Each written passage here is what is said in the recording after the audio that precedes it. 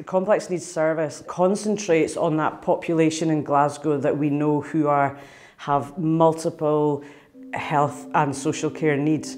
And what we kind of have learned over the years is that this kind of cohort of population often are trying to access multiple services, and these services could be spread out right across, different areas in Glasgow. I think sometimes the label homeless almost created a barrier to people accessing this kind of healthcare. Sometimes maybe somebody was in a tenancy, but they were really struggling to cope with that tenancy, to cope with accessing healthcare appointments, social care appointments, and just having their needs met. I mean, we have people who have multiple issues, including physical health, mental health, past trauma, addictions, homelessness.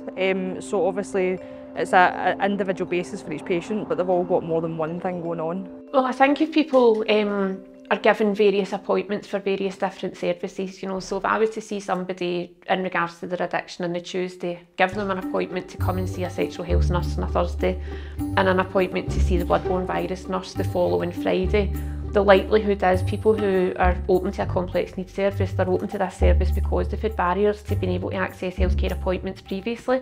So by giving multiple appointments for different things, they're either going to prioritise the appointment that they feel they should most attend, which isn't always in direct regards to their health or their sexual health or their bloodborne viruses. So by providing almost a one-stop shop and having everything on site, it makes it a lot more accessible. People are only having to come into one appointment and they're having the support offered to them. It's quite a chain of people. It's not just a one person here and a one person there. It's a line of people, and they're trying to better other people's lives. The service is comprised of different disciplines across health and social care. Within that, there are specialist contributions from psychology, from physical health nurse, mental health nurse, alcohol and drug recovery services, homelessness, psychology, and GP and psychiatry. And the aim for us really is that we work with individuals, and then we are then able to support them back into their own kind of locality mainstream services.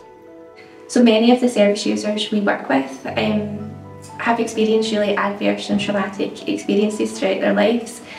And unfortunately that can create some really strong relational difficulties for them, and it can be really hard for them to engage with services the way that services expect them to engage. The amount of years I've abused my body with drugs, I'm amazed I'm still here.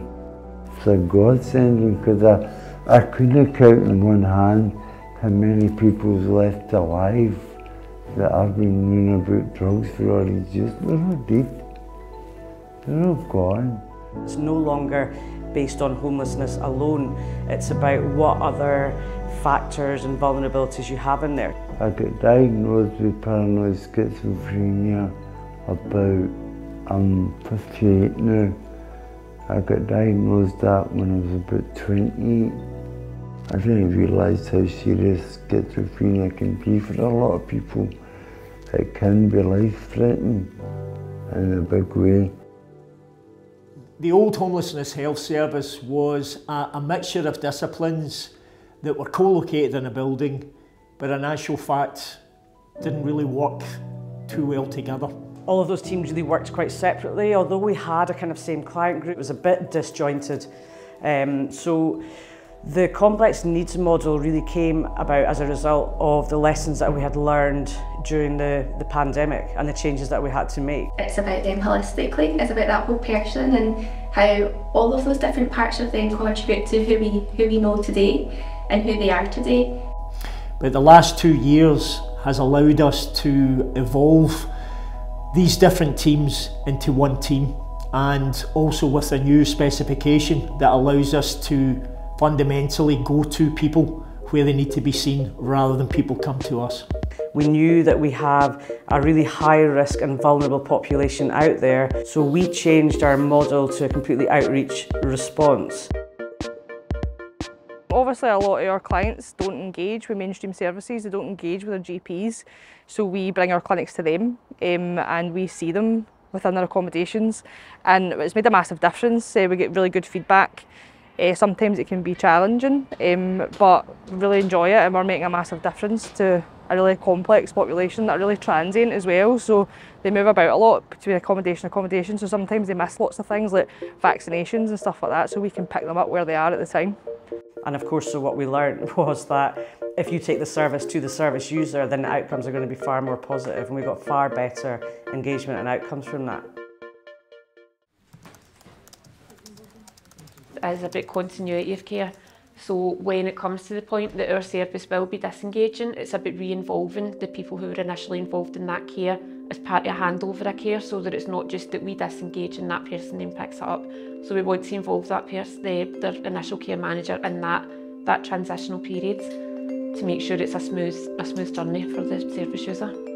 So the care managers know that they are able to access that real wraparound support, every element that's needed. So it's always, it's hugely positive for them. It's really about saying, you tell us what works and we'll help you deliver that.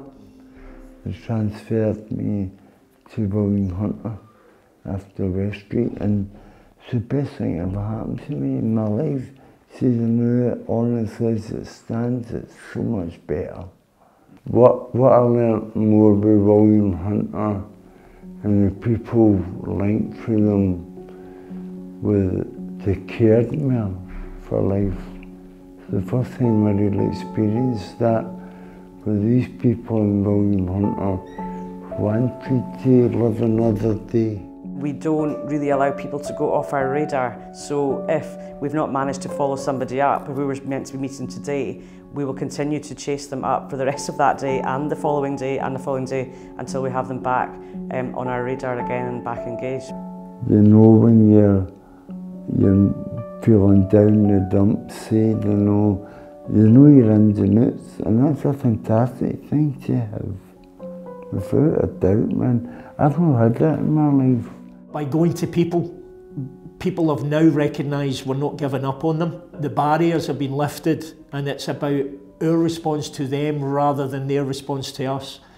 And that's made a fundamental difference to the fact people feel valued, people feel that we're not giving up on them, and people feel that we're able to actually manage them from one place rather than probably across 3 or 4 different service areas, and having one team manage all of that, I think has been probably the most appreciated element that feedback we're getting from the people who are accessing the service. But it's different nowadays. I can sense that. People care for people. That's the really good thing about life now. People care for others. Should have came sooner rather than later. Didn't think there was going to be a get out, but by God there is.